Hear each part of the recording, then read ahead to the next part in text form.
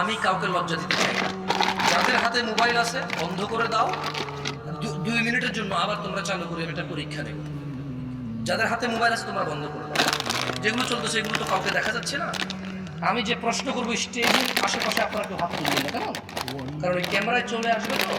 আমি চাই না আমার কোনো মুসলমান ভাইকে আমরা অপমান করতে, আমি চাই না ওর সম্মান নিলামে উঠে যাক, ফেসবুক উঠে যাক, ইউটিউব উঠে যাক। আমি চাই আমি চাই ইসলাহ, সংশোধন। আমি কি চাই? সংশোধন। আমি একটা প্রশ্ন করবো, আপনারা সত্যি জবাব দিবেন আমাকে, কথা দেন। লজ্জার কিছু নেই, কেউ কারো দিকে তাকাবেন না, কেমন? এখন আমি আপনাদের একটা প্রশ্ন করবো, আপনারা জবাব দিন, এবং কেউ কারো দিকে তাকায়েন না। এটা দুষ্টামির কিছু না, এটা আফসোসের কিছু, এটা লজ্জাস্কর কিছু। এটা মানে মাথা নত হয়ে নাকে খত দেওয়ার চাইতে বেশি লজ্জাস্কর।